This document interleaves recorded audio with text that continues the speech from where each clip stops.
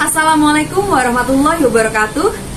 Nama saya Kartika Ayu Wulandari, mahasiswa PPG dalam jabatan kategori 2 tahun 2022 Universitas Lampung. Sistem peredaran darah manusia merupakan salah satu materi yang sangat penting untuk dapat dikuasai oleh peserta didik kita. Hal ini dikarenakan dengan pengetahuan mengenai hubungan jaringan penyusun darah dengan fungsinya serta gangguan atau kelainan apa saja yang dapat terjadi dapat membantu kita untuk mengupayakan hidup sehat bagi kelangsungan generasi kita. Nah, bagaimana keseruan dari pembelajaran terkait sistem peredaran darah manusia ini dan manfaat apa saja yang dapat diambil dari pembelajaran ini? Yuk, simak video ini. Assalamualaikum.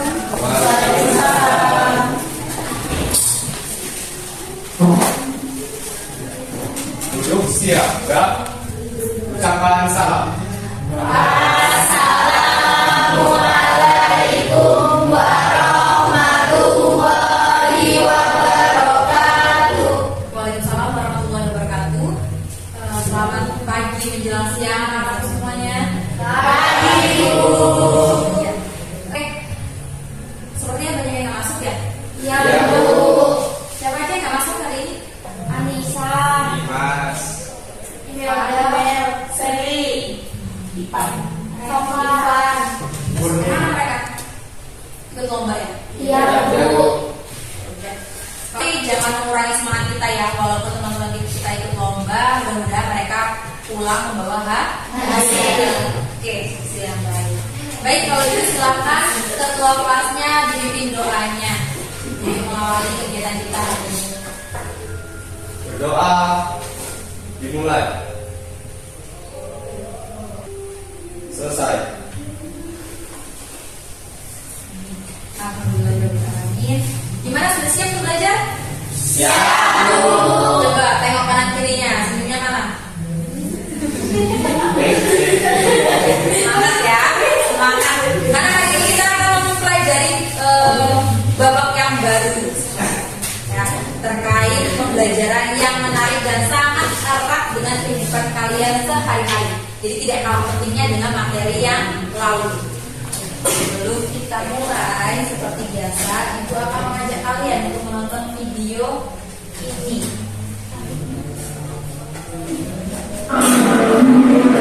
Tadi Anda pernah coba memesan golongan darah, kemudian Anda tahu golongan darah Anda A, B, AB atau O. Nah, tapi di samping memesan golongan darah tersebut biasanya akan ada tulisan resus negatif atau positif. Maka sebelumnya memesan resus tersebut, ini perlunya untuk seorang wanita. Ya, jadi kalau wanita dengan resus negatif, kemudian dia menikah dengan suami resus positif, maka ada kemungkinan bayinya punya resus sama dengan bapaknya. Jadi ini resus negatif, bayinya resus positif, maka akan terjadi suatu reaksi komunitas antara ibu dan bayi. Ini akan berdampak pada bayinya, tapi bukan pada kehamilan pertama, tapi pada kehamilan yang kedua. Jadi kehamilan pertama lahir normal tidak ada masalah, tapi kehamilan kedua ada risiko untuk terjadi masalah pada bayi, mulai dengan kelainan fisik bayinya dan juga bisa terjadi kematian bayi dalam kandungan. Jadi penting sekali untuk memeriksa resus. Di dunia ini ada beberapa ras, terutama dari Amerika dan Eropa, itu wanita-wanita di mana penduduknya dengan resus negatif. Sedangkan di Asia itu resusnya biasanya ada resus positif. Ya, tapi tidak ada kemungkinan orang yang tidak ada keturunan dari Eropa maupun Amerika dia mengalami atau mempunyai resus negatif. Jadi pemeriksaan resus itu penting sekali. Nah, kalau Anda mempunyai resus negatif, kemudian suami Anda resus positif, kemudian apa yang harus dilakukan untuk mencegah kelainan pada janin? Bisa dilakukan pencegahan.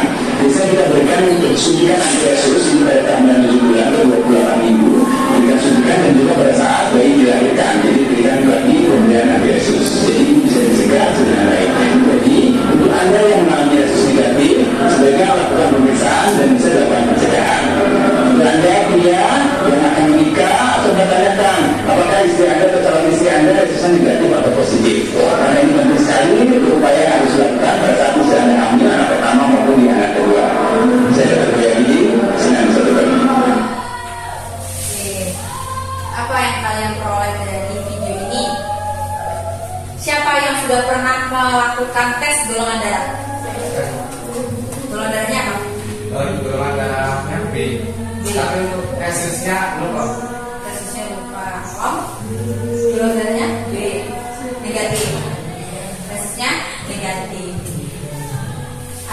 sudah melakukan tes golongan darah? Belum. Padahal kata dokter tadi penting loh. Di puskesmas bisa. Gimana? Dicoblos? Dikit kok, kan cuma dikasih jarum sedikit kemudian dikeluarkan darahnya. Iya nggak sakit, kata papi nggak sakit kok. Karena memang penting loh untuk mengetahui golongan darah. Apalagi tentang resusnya yang tidak kalah penting. Untuk apa? Untuk mengetahui resusnya dan akan menentukan kali depan kalian jika nanti bertemu dengan pasangan atau jodoh. Coba, bagaimana menurut pendapatmu? Apakah kasus erythroblastosis fetalis dapat dicegah? Dapat. Kenapa dapat? Kira-kira cegahnya gimana? Cegahnya dengan melakukan pemeriksaan dan itu saat kehamilannya disuntik Bu. Oh ya, dengan melakukan pemeriksaan golongan darah, ya kan, sehingga dapat menghindari apa? Menghindari Pernikahan beda resus. Iya kan? Iya. Nah, oke, kalau begitu, apakah penting kita mempelajari tentang kelainan yang dapat terjadi pada darah manusia? Penting kan? Kalian bisa tahu bagaimana erythroblastosis fetalis dapat dicegah atau ditangani ketika kalian tadi sudah mempelajari sedikit tentang si erythroblastosis. Jadi ternyata penting ya kita untuk mempelajari apa saja kelainan yang dapat terjadi pada darah kita, darah manusia. Nah, maka dari itu yang akan kita pikirkan pada pembelajaran kali ini yaitu hubungan antara gangguan atau kelainan yang dapat terjadi pada darah dengan fungsinya. Jadi kelainannya bagaimana, hubungannya itu seperti apa dengan fungsi darah itu sendiri dalam sistem peredaran darah manusia. Jadi kalian akan mempelajari bagaimana sih hubungan antara kelainan atau gangguan pada darah manusia dengan fungsi darah itu dalam peredaran darah manusia. Oke, jadi terkait dengan pemikiran tadi yang akan kita bahas pada hari ini itu merupakan gambaran dari tujuan pembelajaran kita kali ini. Jadi kali ini kita akan melakukan pembelajaran dengan model problem based learning, ya, sehingga tujuan pembelajaran ini yaitu setelah melakukan orientasi terhadap masalah, ya, kemudian pengamatan dan penyelidikan studi literatur dari berbagai sumber, serta melakukan diskusi dan presentasi yang nanti akan kalian lakukan, maka peserta didik akan menguraikan hubungan antara komponen penyusun dengan fungsi darah pada sistem peredaran darah manusia, dan kemudian akan menguraikan hubungan antara gangguan jaringan darah dengan fungsi darah pada sistem peredaran darah manusia. Siap untuk belajar? Siap. Yang harus kalian katakan bahwa pelajaran ini sangat penting untuk kelangsungan hidup kita, karena dengan mengetahui kelainan-kelainan darah apa saja yang dapat terjadi, kita akan bisa mencoba untuk mencegah ataupun mengendalikan kelainan darah yang nanti ibaratnya pada saudara atau masyarakat di sekitar kalian yang mengalaminya. Nah, rangkaian kegiatan yang akan kita lakukan di hari ini yaitu gimana nanti kalian akan mengenali masalah dan menentukan materi kelainan darah yang akan dieksplorasi. Ya, nanti setelah ibu memberikan masalah utama, kalian akan menentukan dari segi mana kalian akan mengeksplorasi, dari segi kelainan darah yang mana. Nanti ibu akan memberikan kesempatan kalian untuk memilih. Nah, jadi setelah itu kalian akan mengidentifikasi alternatif solusi dan melakukan studi referensi untuk memecahkan masalah dengan menggali dan mencari dari berbagai sumber referensi yang nanti akan ibu sediakan di LKPD. Oke?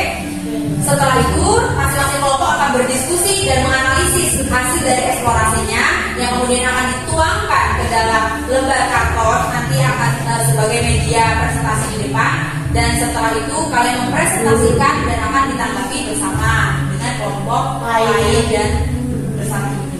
Oke, paham? Paham. Oke, kalau sudah paham tentang rangkaian kegiatannya, kita akan masuk ke permasalahan sesungguhnya. Jadi sekarang silakan berdiri dan berkumpul dengan kelompoknya masing-masing.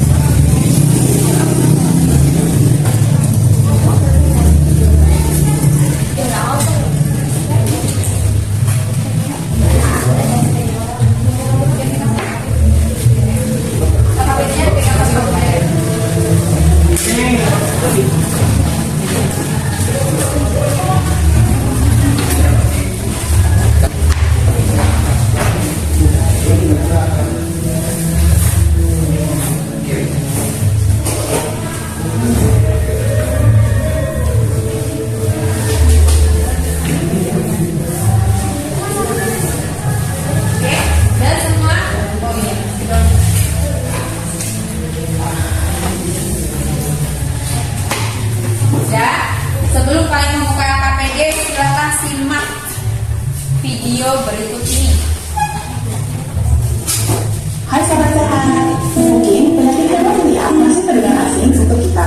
Untuk itu, simak penjelasan lengkapnya melalui video ini ya.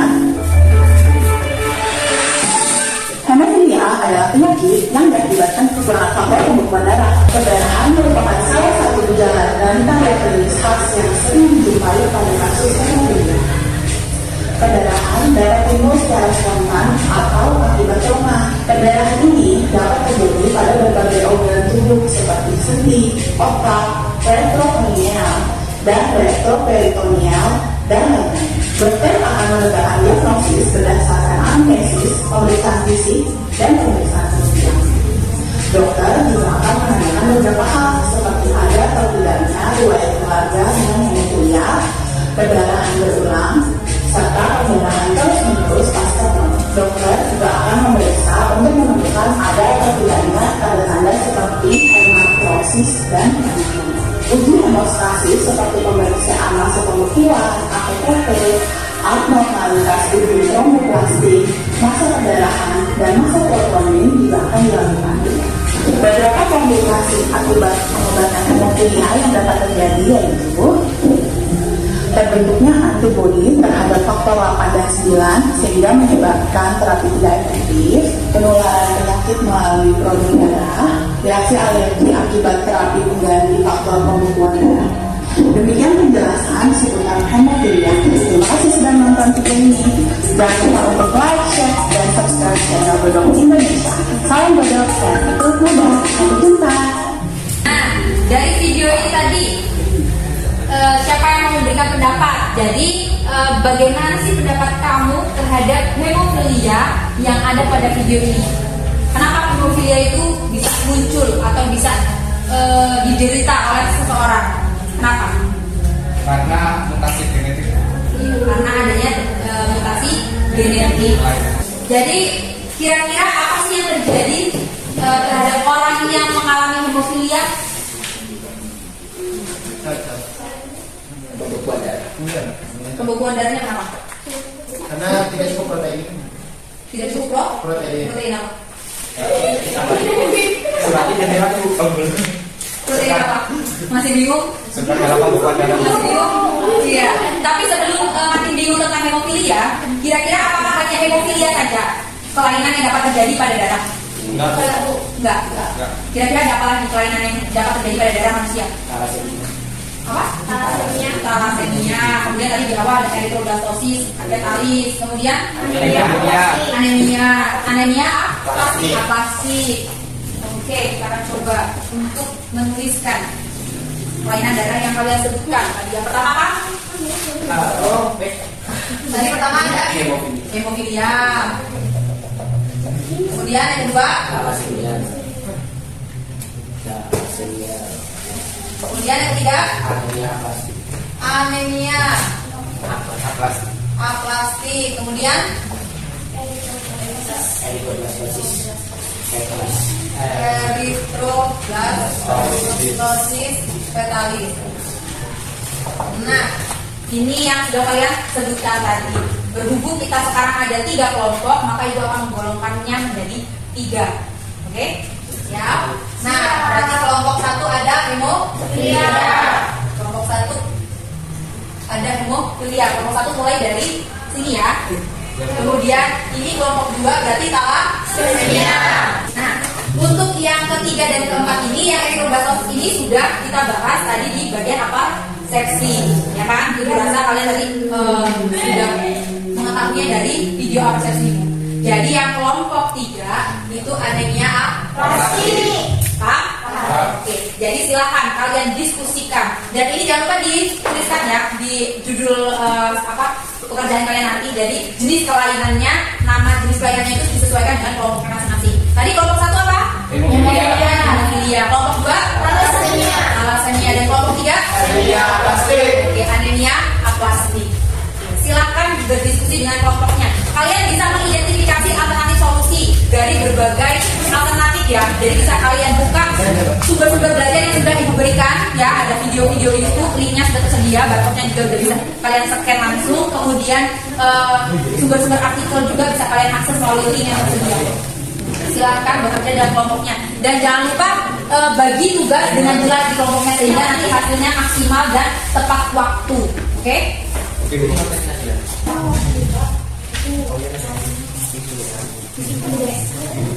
Nah, sesuai yang sudah Ibu jelaskan tadi, di mana masalah utama yang akan kita pecahkan itu adalah terkait bagaimana pengaruh gangguan atau kelainan darah terhadap peredaran darah manusia. Ya, kemudian untuk mengetahui itu, untuk memecahkan masalah itu, maka kalian harus mengeksplorasi dari berbagai sumber. Jadi pengaruhnya kelainan apa tadi kelompok 1? Hemofilia. Berarti kalian mengeksplorasi tentang hemofilia. Apa saja faktor yang menyebabkan hemofilia, kemudian apa saja ciri-ciri atau gejala yang muncul ketika seseorang mengalami hemofilia, kemudian bagaimana cara menangani ketika seseorang mengidap hemofilia, dan bagaimana cara mencegah agar kelainan hemofilia tidak terjadi. Ya, begitu juga dengan kelompok lain, kelompok thalassemia dan kelompok anemia juga seperti itu. Oke Bu.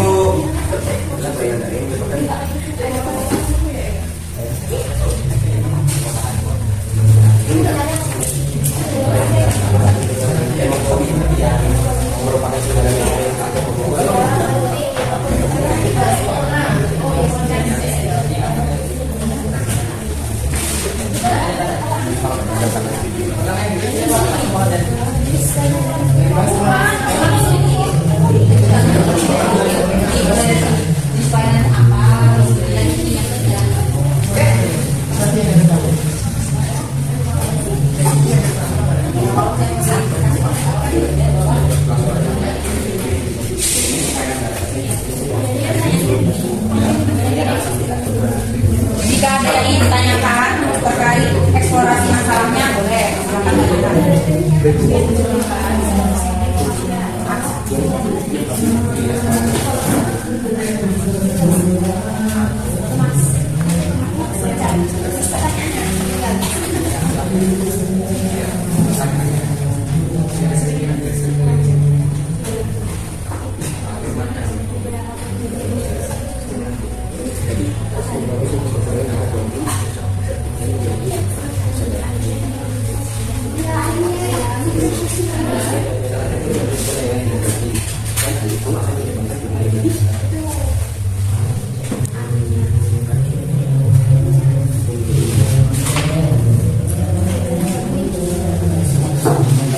Dari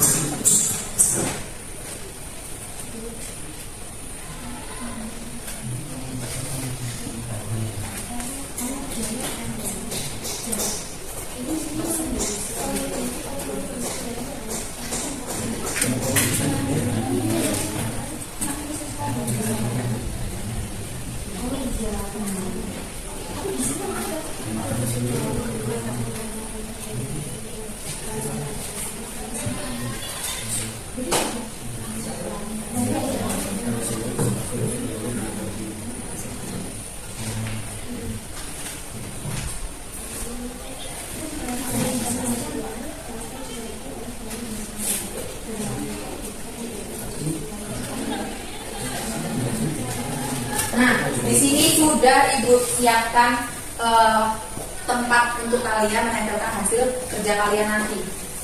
Jadi kalau kalian sudah selesai menganalisis nanti, silakan diutus 2 orang untuk menjelaskan di depan. Dari masing-masing kelompok diutus 2 orang untuk menjelaskan di depan.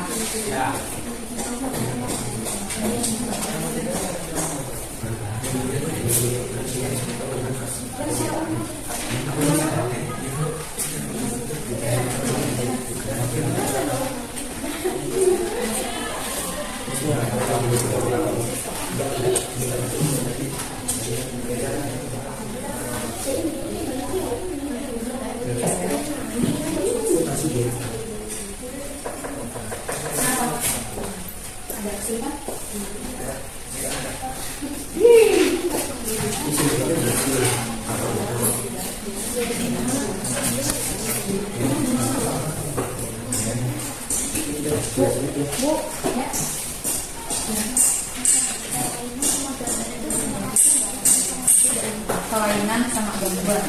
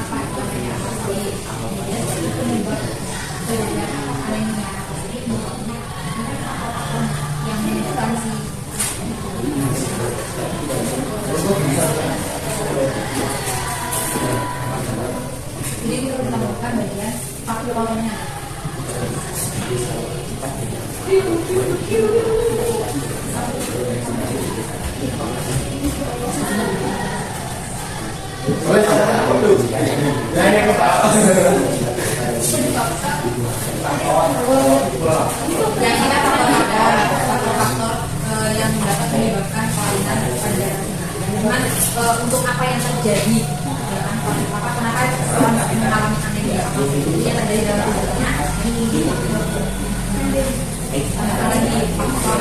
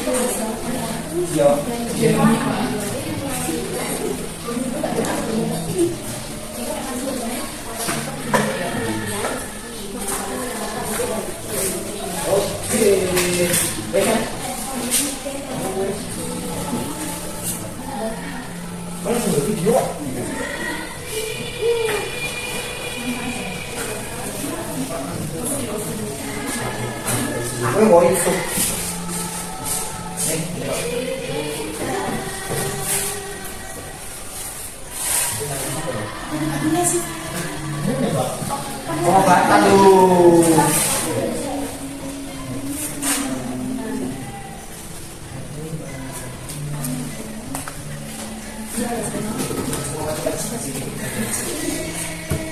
Mau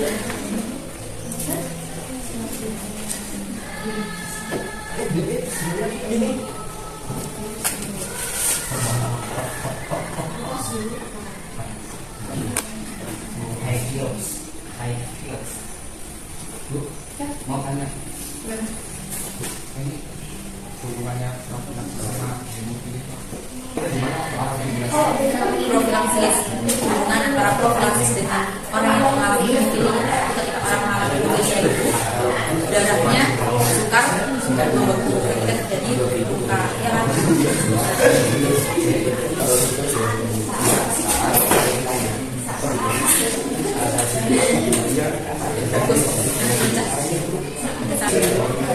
Iya, itu namanya. Jadi kalau orang sudah mengalami hemofili, berarti kan dia ditangani dengan cara apa? Menjaga tubuhnya agar terjadi luka. Itu poin-poin yang kamu sebutin itu.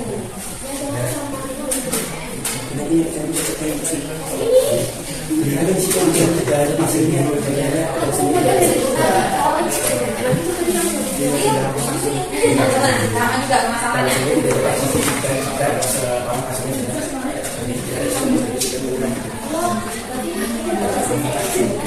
Kan di sini ada gambarnya, yang di bahan jadi kan ada gambar.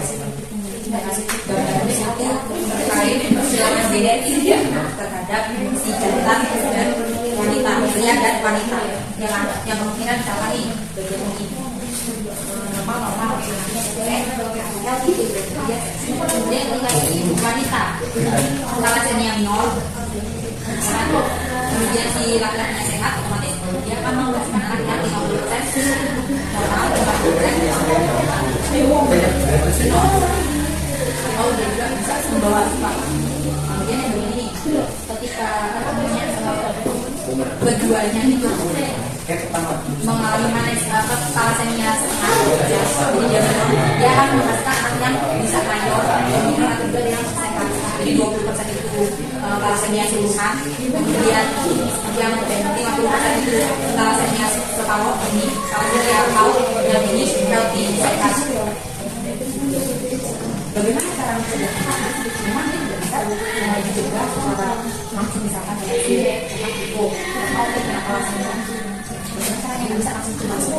Ya berarti kita bisa melakukan screening terhadap dan tubuh kita. Screening itu tes. Jadi kamu sebelum menikah nanti tes lah laki-laki dan perempuan, tes kesehatan. Ada apa aja faktor genetiknya, misalkan si wanita membawa sifat thalassemia, si laki-laki. Nanti kan pembelajaran ini kan silakan deh. Karena ini fokus ke thalassemia.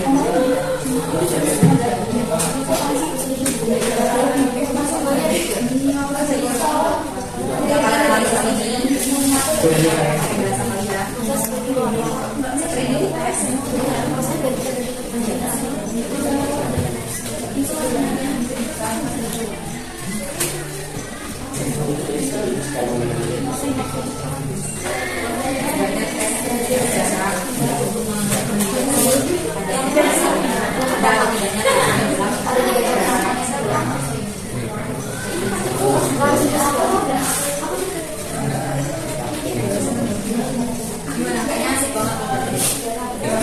Saya akan gimana?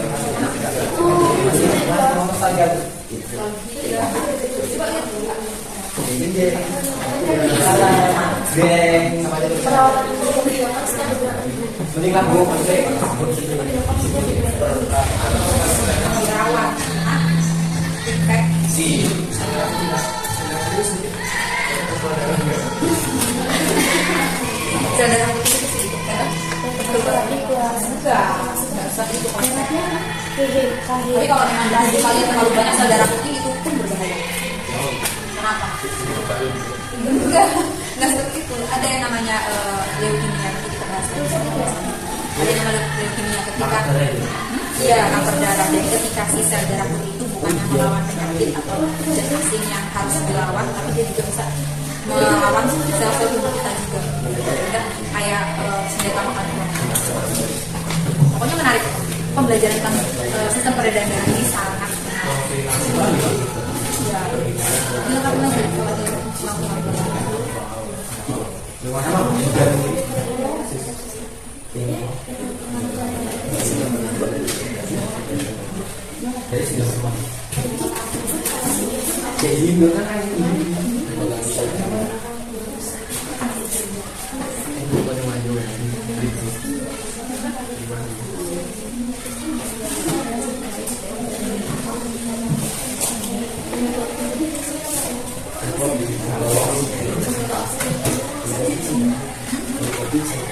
Hemoglobin itu protein yang terdapat di dalam sel darah merah atau eritrosit. Jadi hemoglobin itu protein yang bertugas untuk menyerap oksigen. Bagaimana yang terjadi ketika si eritrositnya itu mengalami perubahan bentuk? Hemoglobinnya itu tidak terbentuk sempurna dalam sel darah merah. Apa yang Akibatnya apa? Kalau hemoglobinnya tidak terbentuk sempurna, otomatis oksigen bisa nggak secara maksimal dibawa ke dalam tubuh? Ya, penyebaran oksigen dalam tubuh betul sekali, terhal sekali. Dan juga karena terjadinya kerusakan atau bentuk yang tidak normal pada eritrosit, maka bukan ketahanan si eritrosit bekerja secara maksimal di dalam tubuh itu 2-4 kali lebih cepat rusak. Dibuka ya videonya? Belum buka kan video bagian itu? Tidak, di salah satu video yang bagian.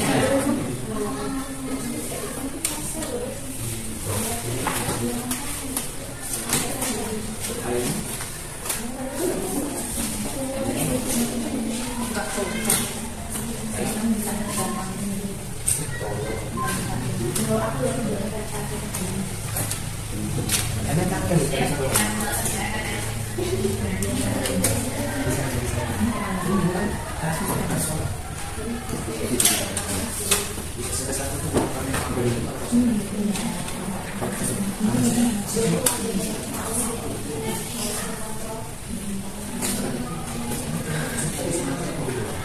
Mobil doang, oke.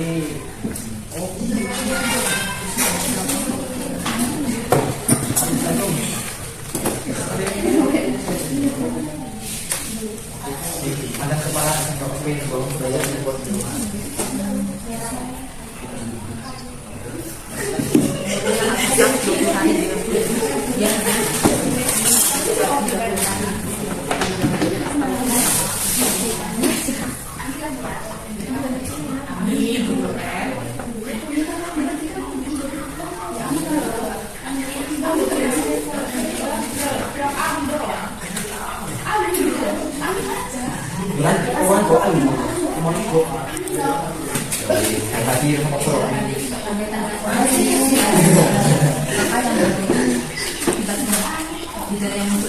Akibat dari terjadinya thalassemia. Yang ketika seseorang mengalami thalassemia kan dia harus terus menerus melakukan transfusi darah. Kalau pada thalassemia yang penuhnya full jadi harus secara terus terjadi waktu melakukan transfusi darah. Tapi ketika orang melakukan transfusi darah secara berulang-ulang, otomatis ada kemungkinan kelebihan apa? Masa ini bisa asumsi ya? Iya. Kalau saudara pasti ikut ini ya.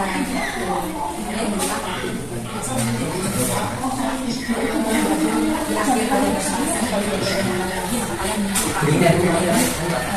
bisa kelainan darah yang hubungannya kelainan jadi terhadap itu bermasalah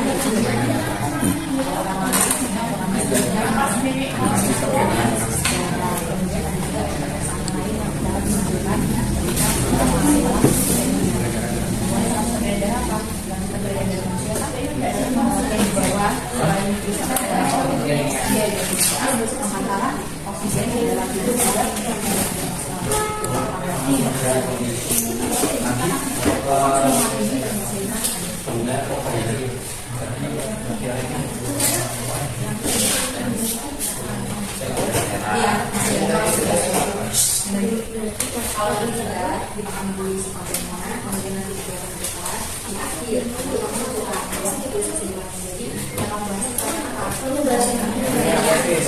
kelainan itu dan pengaruh kelainan ini terhadap sistem badan iya jadi yang simpulkan di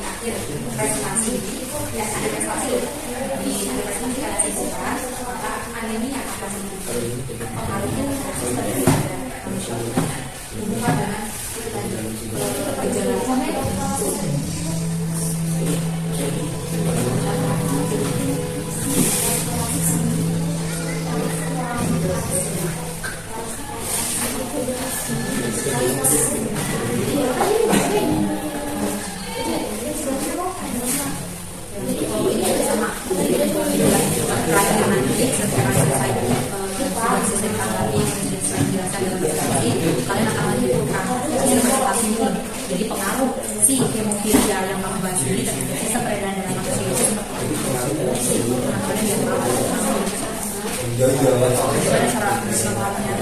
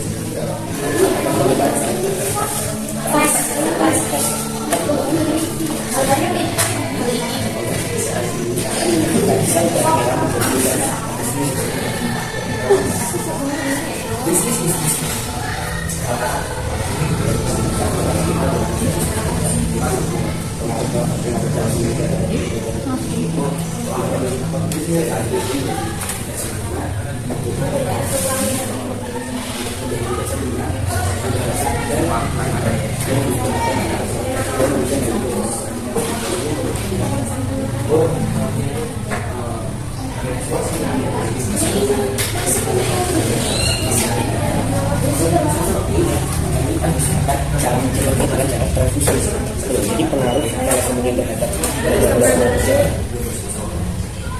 itu darahnya akan mengakibatkan aslinya mengakibatkan sebenarnya itu terbesar.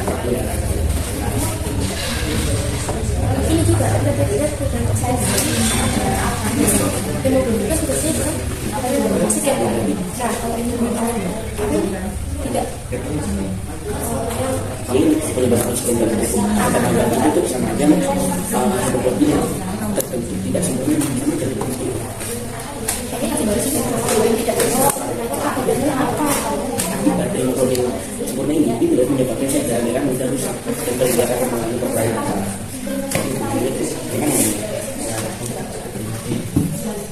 Bagaimana pengaruh sehingga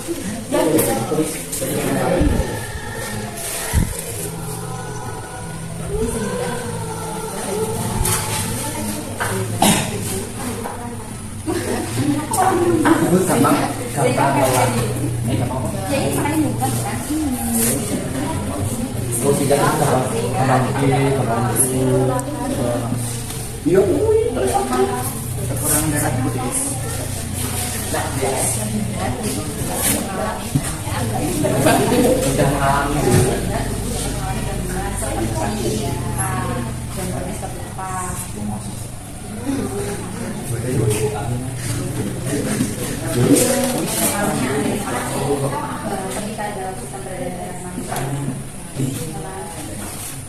manusia mengalami orang manusia itu mengalami anemia, maka tubuhnya juga mengalami gangguan karena terkait tugas-tugas dari manusia secara di kalau tubuh mengalami gangguan hal itu kekurangan penyelesaian akal. Jadi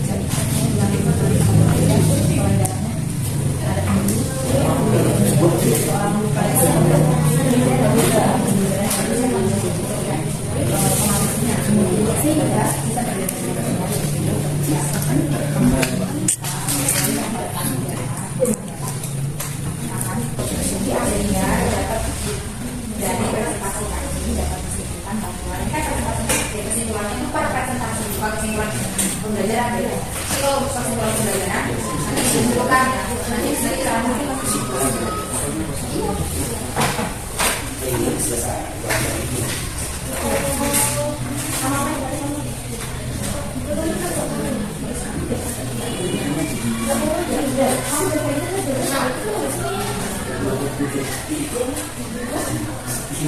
dan 5 menit lagi kita akan presentasi. Silakan dipersiapkan siapa yang akan maju ke depan untuk menjelaskan.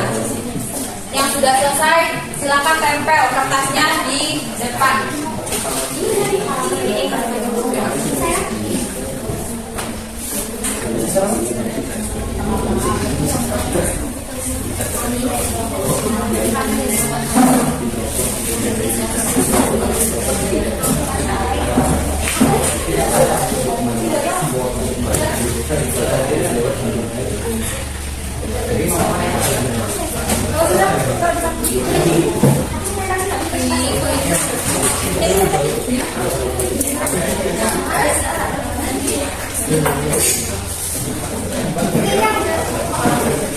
Salam dari kelompok.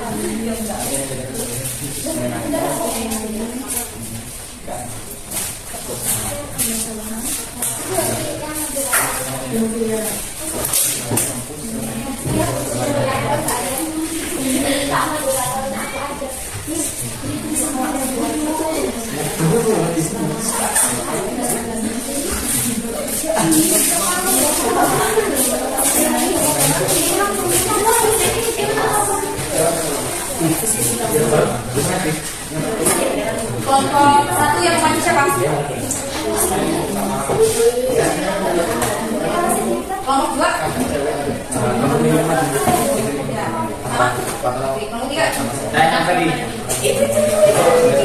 Oke, kalau sudah semua, kita akan mulai presentasi dari masing-masing kelompok. Ya. Jadi kita akan mulai presentasi dari kelompok hemofilia, dari kelompok 1. Kemudian kelompok 2 dan kelompok 3. Siap? Siap dulu. Beri aplaus semangat untuk kelompok 1.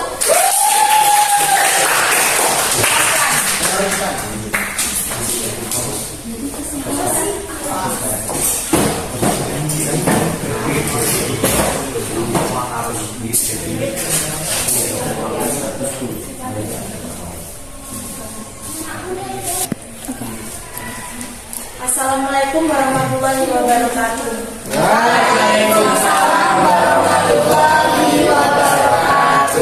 Kami dari kelompok 1 ingin mempresentasikan hasil diskusi kami. Sebelumnya, kami izin memperkenalkan diri. Nama saya Nur Hikmawati sebagai moderator dan teman saya. Nama saya Muhammad Nur Kafi Pradita sebagai pramateri. Untuk materinya akan dijelaskan oleh kami. Jadi ini adalah hasil diskusi dari kelompok kami. Bagaimana pengaruh kelainan darah terhadap sistem peredaran darah manusia. Nah, jenis kelainan darah adalah hemofilia. Seperti yang dijelaskan tadi, hemofilia adalah suatu kelainan pendarahan yang disebabkan secara genetik atau kromosom X yang dapat diturunkan oleh ayah atau ibu, bahkan kedua orang tua kita kepada anak. Nah, apa saja sih faktor penyebab kelainan darah tersebut? Nah, faktor penyebab kelainan hemofilia itu disebabkan oleh mutasi genetik. Nah, mutasi genetik sendiri itu adalah perubahan materi genetik pada gen. Nah, jadi hemofilia disebabkan oleh mutasi genetik yang menyebabkan darah kekurangan faktor pembekuan 8 dan 9, sehingga darah sukar membeku dan menyebabkan pendarahan sulit berhenti. Selanjutnya, apa saja ciri-ciri atau gejala yang muncul pada penderita kelainan tersebut? Nah, untuk gejalanya itu yang pertama ada pendarahan yang sulit berhenti, misalnya pada mimisan atau luka gores. Jika dia mengalami hemofilia, maka darah tersebut dan pada mimisan akan terus mengalir dan sukar berhenti. Untuk yang kedua, pendarahan pada gusi, dan selanjutnya pendarahan yang sulit berhenti saat operasi. Nah, setelah kita operasi, biasanya itu kan ada pendarahan. Jika kita mengalami hemofilia, maka darah itu akan sukar untuk berhenti juga. Nah, di sini misalnya setelah sunat atau sirkumsisi. Untuk yang keempat, darah pada urin dan tinja. Dan yang terakhir, mudah mengalami memar. Untuk pertanyaan selanjutnya, bagaimana cara menangani kelainan tersebut? Nah, cara menanganinya, yang pertama, menghindari kegiatan yang bisa membuat cedera. Jadi, jika kita terkena hemofilia, sebisa mungkin kita menghindari kegiatan yang membuat kita cedera, seperti bekerja di konstruksi, dan juga jika kita terkena hemofilia, kita harus lebih menjaga diri kita, badan kita. Untuk selanjutnya, saat terjadi hemofilia, darah akan sukar membeku, sehingga diperlukan penanganan profilaksis untuk mencegah pendarahan dan pemberian suntikan faktor pembekuan darah sesuai dengan jenis hemofilia yang diderita. Nah, untuk suntikan faktor pembekuan darah ini itu ada dua. Yang pertama itu suntikan ortocop alfa. Itu biasanya digunakan sekali dalam 48 jam untuk pasien hemofilia berjenis A. Nah, suntikan ini digunakan untuk mengontrol jumlah faktor pembekuan 8. Dan untuk yang kedua ada suntikan nanacort alfa yang diberikan 2 kali setiap 1 minggu. Nah, suntikan ini digunakan untuk pasien berjenis hemofilia B dan digunakan untuk pasien yang kekurangan faktor pembekuan 9. Untuk selanjutnya, bagaimana cara mencegah kelainan darah tersebut? Nah, untuk penyakit hemofilia ini sebenarnya tidak bisa disembuhkan secara total karena dia disebabkan oleh mutasi genetik. Tapi kita bisa nih mencegahnya supaya anak cucu kita tidak mengalami hemofilia. Caranya yang pertama itu lakukan pemeriksaan sejak dini jika mengalami pendarahan tanpa sebab yang pasti. Nah, pemeriksaan genetik ini juga perlu untuk menurunkan risiko hemofilia pada ibu hamil untuk janinnya. Dan yang kedua, dengan memilih metode pembuahan yang sesuai. Biasanya metode yang sesuai untuk penderita hemofilia itu ada IVF atau yang biasanya disebut bayi tabung. Dan juga perlu dilakukan prosedur PGD untuk mengidentifikasi genetik yang cacat. Sekian presentasi dari kelompok kami. Ada yang ingin ditanyakan? Saya Bu dari kelompok 3, Ferdi ingin bertanya. Silakan Ferdi. Jadi bagaimanakah cara untuk menghentikan pendarahan yang disebabkan oleh penyakit hemofilia?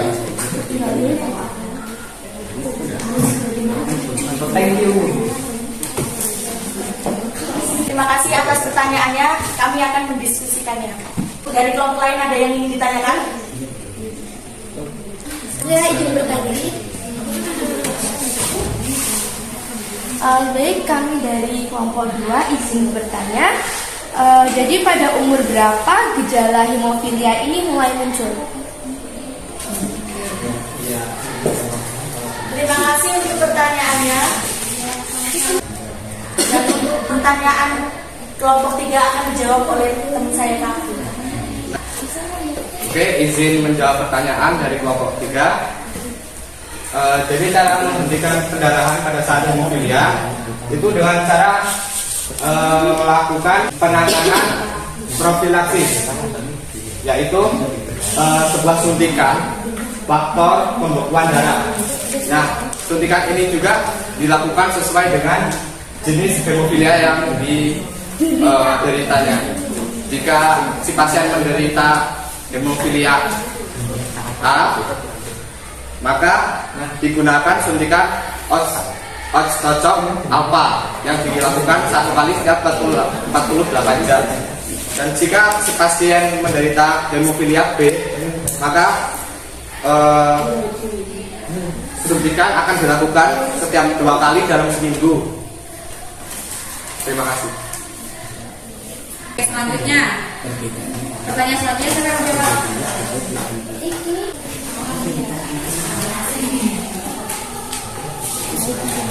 Baik, saya akan menjawab pertanyaan dari kelompok 2. Gejala hemofilia ini terjadi pada umur berapa? Penyakit ini muncul tidak bisa ditentukan melalui umur karena kelainannya terjadi bawaan sejak lahir. Oke, terima kasih. Oke, jika tidak ada pertanyaan lagi terkait kelompok hemofilia, silakan disimpulkan dari kelompok hemofilia. Oke, jadi kesimpulan dari hasil diskusi kami ini tentang pengaruh kelainan darah terhadap sistem peredaran darah manusia, yaitu pada saat penderita hemofilia mengalami perobekan pada pembuluh darah atau yang biasanya disebut dengan luka, maka darah akan sukar membeku sehingga dapat terjadi pendarahan secara terus-menerus dan dapat menyebabkan pula kehilangan banyak darah. Oke, sekian dari kelompok kami. Saya akhiri. Wassalamualaikum warahmatullahi wabarakatuh. Waalaikumsalam warahmatullahi wabarakatuh. Nah, itu tadi presentasi dari kelompok hemofilia. Iya. Jadi di mana Ibu akan memberikan temuan penjelasan tentang materi hemofilia ini, ya. Jadi yang seperti tadi sudah dibahas, hemofilia itu adalah penyakit apa? Penyakit atau kelainan darah yang disebabkan oleh mutasi genetik, ya, kelainan genetik, ya, yang diturunkan oleh orang tua. Jadi ketika orang mengalami hemofilia, ya, maka ada sederetan gejala-gejala yang muncul. Karena apa? Karena pada hemofilia ini pembekuan darah pada saat terjadi luka itu sukar terjadi. Jadi ketika orang mengalami luka pada pembuluh darahnya, otomatis darahnya mengalir terus karena pada darah si penderita hemofilia itu mengalami kekurangan protein yang membantu proses pembekuan darah. Tuh. Kemudian cara mencegahnya seperti apa? Mencegahnya itu tadi screening terhadap gen kita. Apakah tubuh kita membawa sifat atau mengidap hemofilia, kan? Atau misalkan pada saat kalian akan melakukan pernikahan nanti atau mencari jodoh, pasangannya juga perlu dicek apakah dia membawa sifat hemofilia seperti itu. Karena itu hubungannya dengan kelangsungan masa depan anak cucu kita. Jadi penting ya untuk mengetahui materi terkait kelainan darah pada sistem peredaran darah manusia. Nah, untuk kelompok selanjutnya yaitu kelompok talasemia. Silakan beri tepuk tangan semangat untuk talasemia.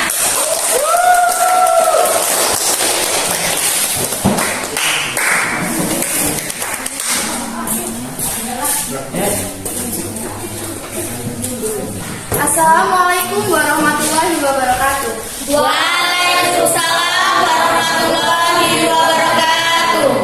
Jadi, kami dari kelompok 2 akan mempresentasikan tentang thalassemia. Sebelumnya, izinkan kami memperkenalkan diri terlebih dahulu. Izin perkenalan diri, nama saya Mengenal, nama saya Erista. Oke, langsung saja penjelasan akan dimulai oleh Erik. Thalassemia adalah kelainan darah yang menyebabkan tubuh kekurangan hemoglobin. Hemoglobin merupakan sel darah merah yang bertugas membawa oksigen ke seluruh tubuh. Penyebab thalassemia yaitu kelainan genetik yang menyebabkan pembentukan hemoglobin tidak sempurna. Hemoglobin sendiri terdiri dari rantai alfa dan beta. Ketika terjadi mutasi, produksi rantai alfa dan beta berkurang sehingga menghasilkan thalassemia. Tingkat keparahan pada thalassemia dipengaruhi oleh jumlah gen yang mengalami mutasi. Jika ada 4 gen yang mengalami mutasi, maka akan menyebabkan alfa thalassemia. Dan jika ada 2 gen yang mengalami mutasi, maka akan menyebabkan beta thalassemia. Selanjutnya, ciri atau gejala thalassemia yaitu yang pertama menyebabkan anemia, tubuh sering lelah, kulit dan wajah terlihat pucat, urin berwarna gelap, detak jantung tidak beraturan, pertumbuhan lambat, pembengkakan perut, sesak napas, nafsu makan menurun, dan pusing atau sakit kepala. Oke, selanjutnya cara menangani thalassemia. Yang pertama yaitu dilakukan transfusi darah.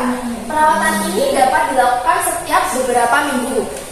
Seiring waktu transfusi darah menyebabkan penumpukan zat besi dalam darah sehingga beresiko untuk jantung, hati, dan organ lainnya.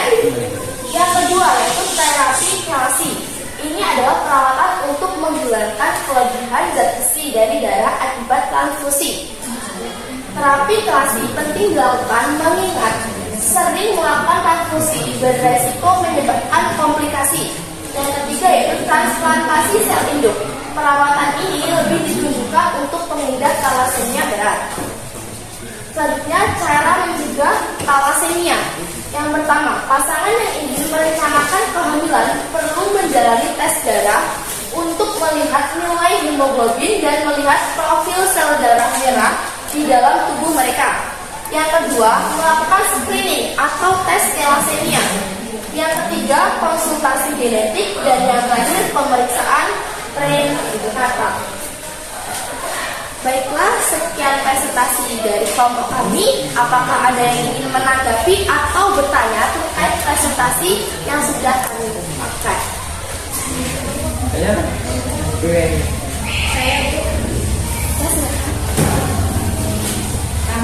dari kelompok 3 ingin bertanya, menurut kalian apakah penyakit thalassemia itu berbahaya?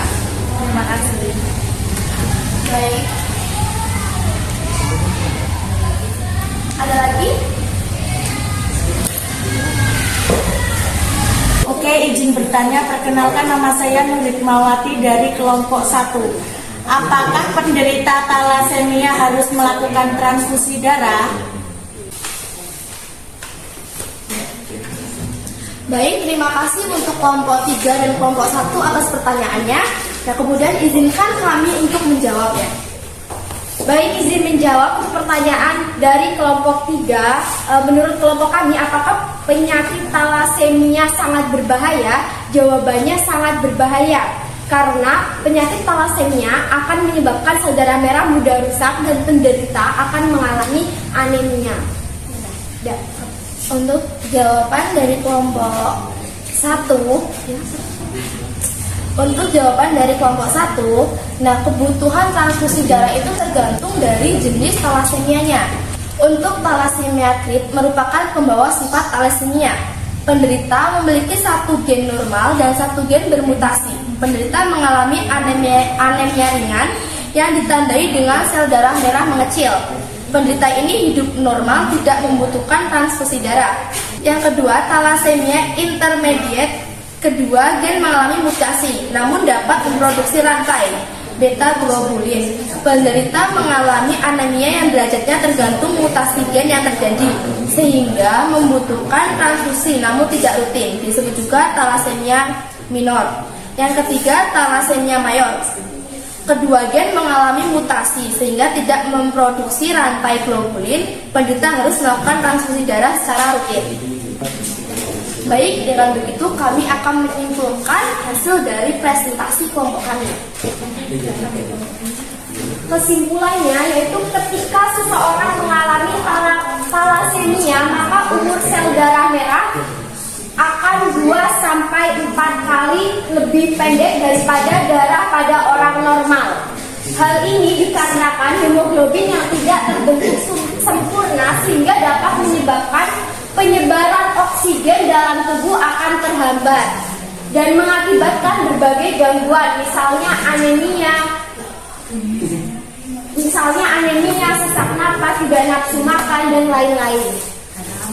Baiklah, kami rasa cukup presentasi dari kelompok kami. Apabila ada kesalahan atau kekurangan dalam memaparkan materi, kami mohon maaf yang sebesar-besarnya. Kami akhiri. Wassalamualaikum warahmatullahi wabarakatuh. Waalaikumsalam warahmatullahi wabarakatuh. Oke, good. Jadi untuk thalassemia, Ibu kembali akan dengan penguatan terkait materi thalassemia. Ya, dari pemaparan dari kelompok 2 sudah cukup bagus, di mana mereka sudah menjelaskan thalassemia itu seperti apa. Jadi thalassemia itu adalah kelainan atau mutasi gen pada darahnya itu mengalami kelainan, di mana hemoglobin atau protein yang bertugas untuk mengikat oksigen dan mengedarkan ke dalam tubuh manusia itu tidak terbentuk sempurna di dalam eritrosit. Nah, karenanya maka tubuh orang yang mengalami thalassemia itu akan mengalami kekurangan oksigen. Jadi penyebaran oksigen itu tidak merata. Selain itu juga eritrosit juga tadi mengalami umurnya yang makin pendek, ya, yang harusnya di dalam tubuh mampu bertahan sampai 120 hari, sehingga dia bisa menurun drastis ketahanannya di dalam tubuh 30 hari aja bisa langsung rusak. Jadi ketika eritrositnya banyak yang rusak, otomatis tubuh mengurangi kekurangan darah. Makanya tadi penanganannya dibutuhkan transfusi darah, yang transfusinya kebutuhannya itu dipengaruhi oleh jenis thalassemia-nya. Oke, dan tadi terkait tentang bagaimana pengaruhnya juga sudah bagus, dimana ketika orang mengalami thalassemia otomatis sistem peredaran darahnya juga terganggu. Organ-organ tubuh yang lain pun akan terganggu, ya kan? Oke. Jadi sudah paham tentang thalassemia? Sudah.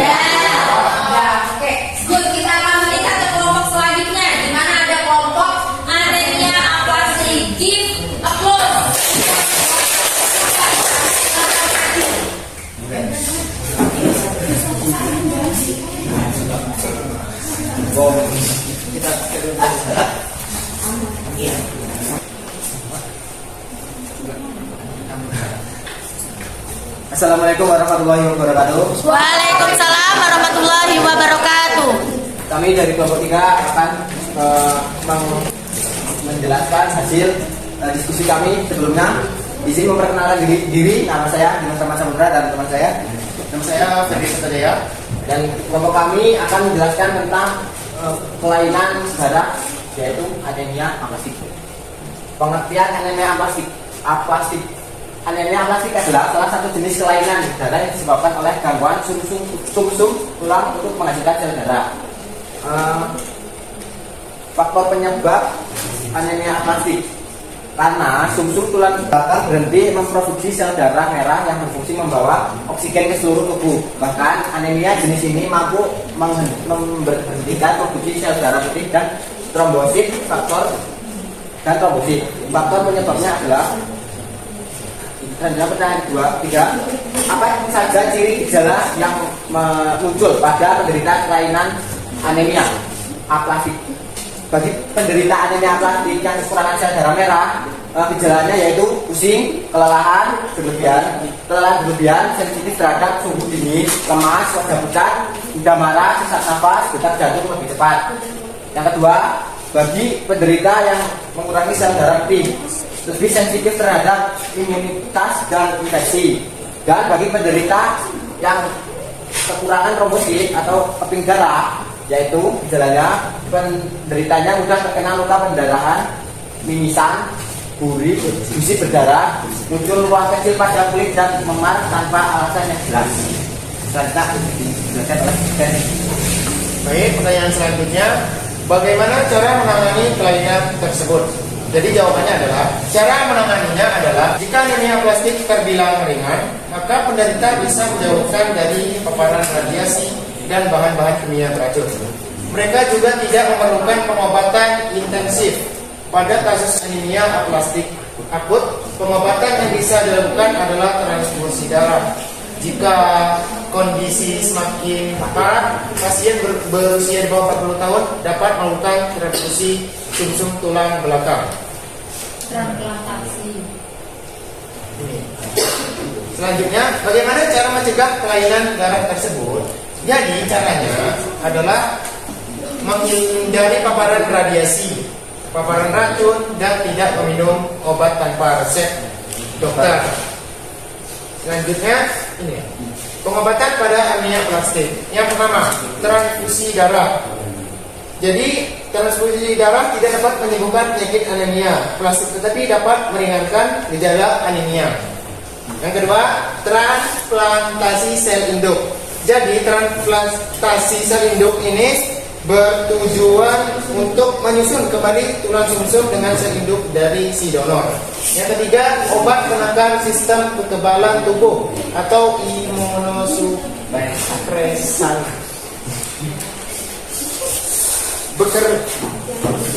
Bekerja dengan melemahkan sistem kekebalan tubuh. Pengobatan ini biasanya dilakukan bagi orang-orang yang tidak dapat menjalani transplantasi sumsum tulang karena kelainan autoimun. Yang autoimun.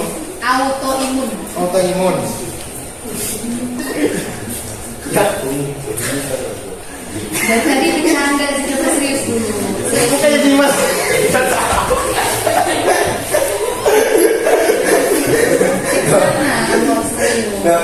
Dimas ketawa. Serius dulu. Dimas.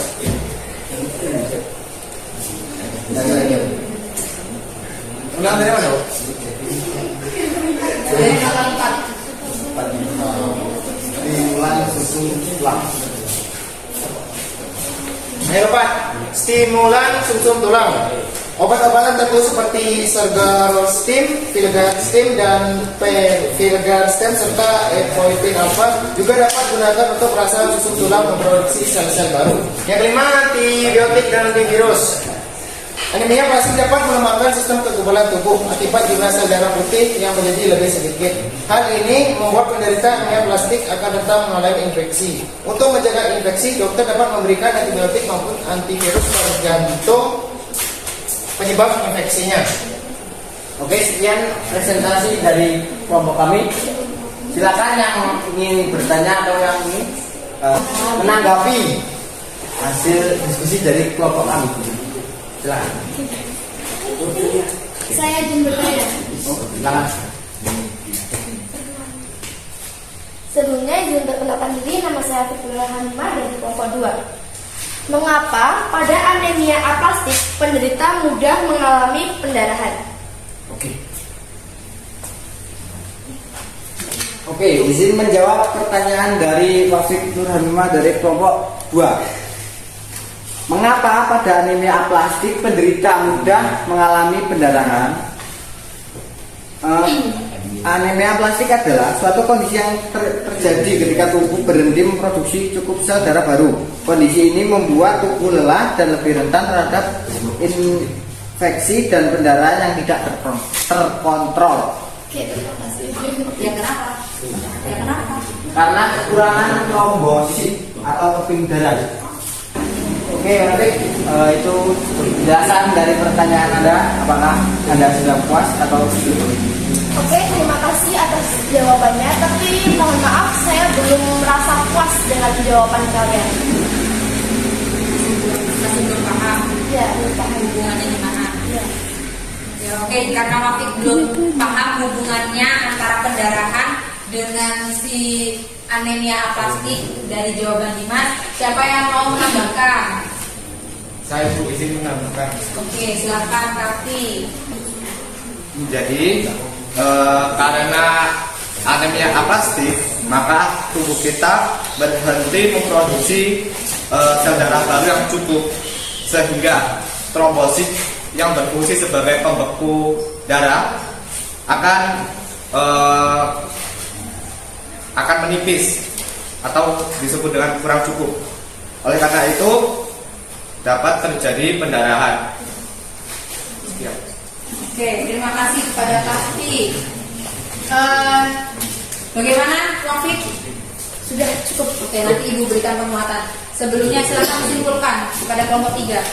Oke, jadi kesimpulan dari anemia aplastik ini adalah pengaruh anemia aplastik terhadap sistem peredaran darah manusia, yaitu tergabungnya produksi sel darah merah, sel darah putih, serta keping darah atau trombosit dalam sum-sum tulang belakang, sehingga tubuh mengalami gangguan seperti pusing, sesak napas, lebih sensitif terhadap imunitas dan infeksi, serta penderitanya mudah terkena luka, pendarahan, mimisan, dan gusi berdarah.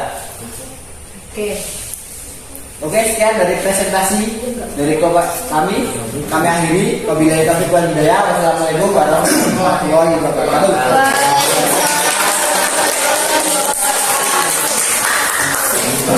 Oke, demikian presentasi dari kelompok 3. Maka Ibu akan berikan penguatan sedikit terkait anemia aplastik.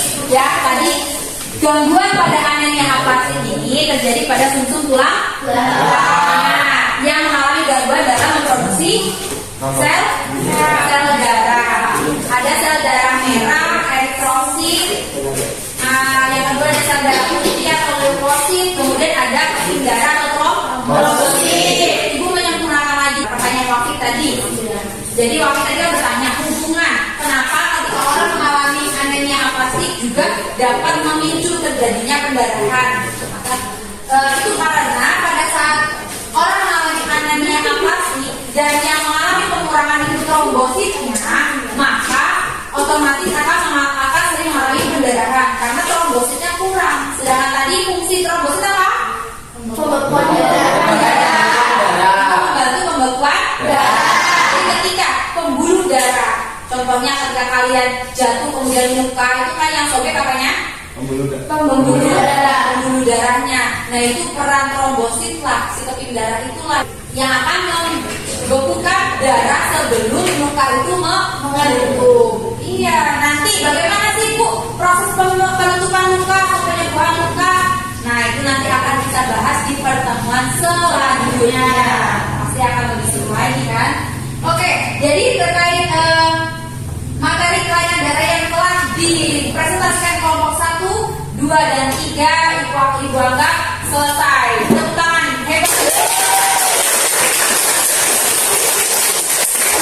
Oke, setelah presentasi ini, maka tadi penguatan konsep sudah Ibu berikan ya. Nanti ini ada materinya, nanti Ibu bagikan ke kalian untuk referensi pembelajaran selanjutnya.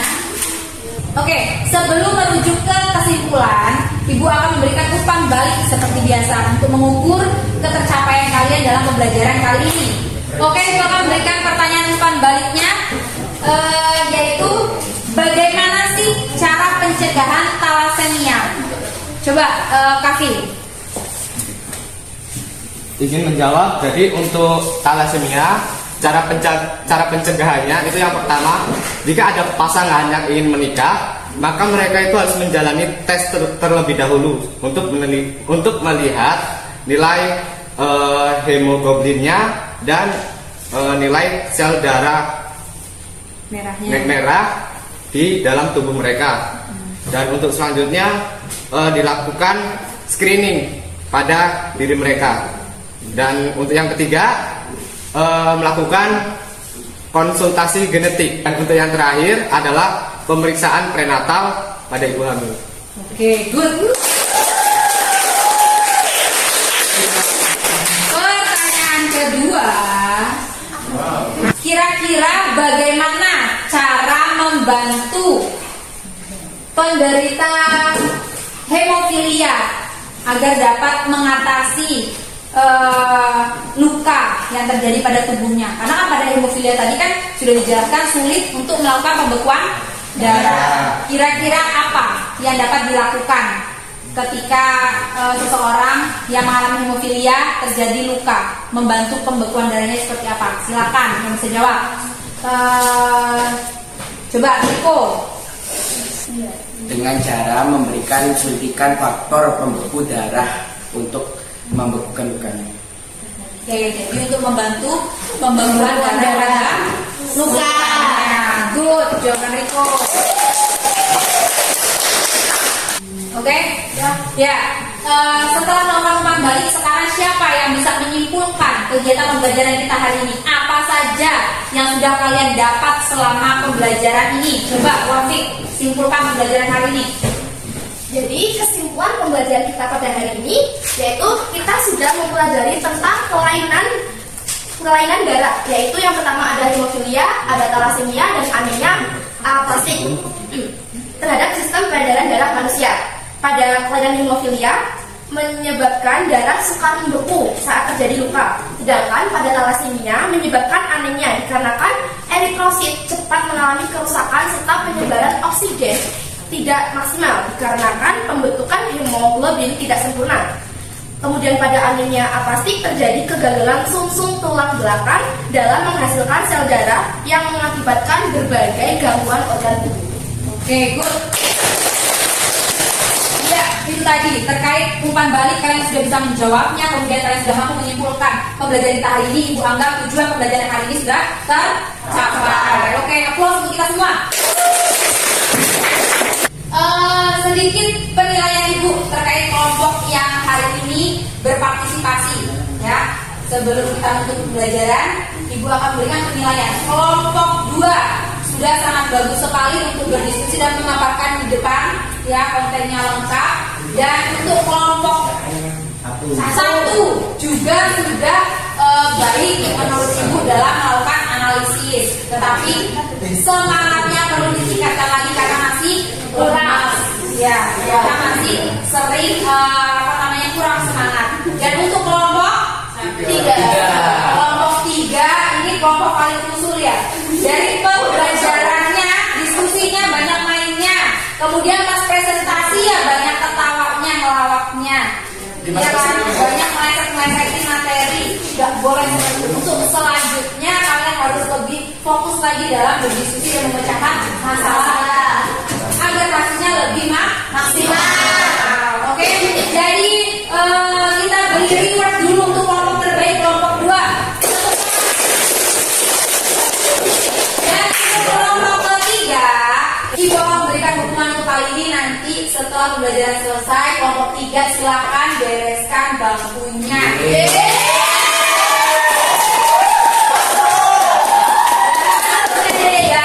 mengembalikan perangkat hasil kantor. Oke?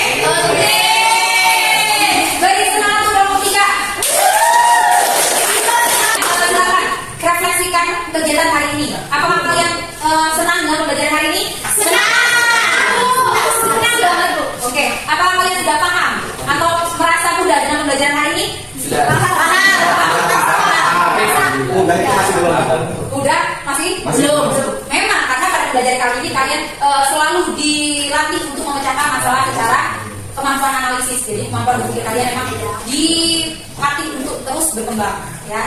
Oke. Dengan begitu Ibu senang sekali karena pembelajaran hari ini harapan Ibu itu sudah tercapai di mana kalian sudah mengetahui kelainan apa saja yang dapat terjadi pada darah, dan harapannya mulai saat ini kalian sudah tahu bagaimana cara mencegah kelainan darah, kemudian bagaimana pentingnya kita untuk menjaga diri kita agar kedepannya generasi kita tidak mengalami kelainan darah tersebut. Oke, alhamdulillahirobbilalamin, hari ini kita sudah berhasil melakukan kegiatan pembelajaran dengan menyenangkan. Harapannya kalian akan terus semangat dalam pembelajaran bersama Ibu. Baik, silakan pada semua anggota bersiap-siap untuk berdoa. Ketua kelas, silakan memimpin untuk berdoa dalam pembelajaran hari ini.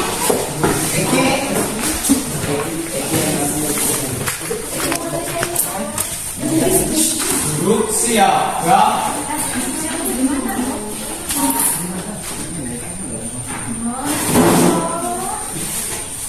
Berdoa dimulai. Selesai. Oke, dengan berakhirnya pembelajaran hari ini, Ibu akhiri pembelajaran hari ini dengan mengucap alhamdulillahirobbilalamin. Wassalamualaikum warahmatullahi wabarakatuh.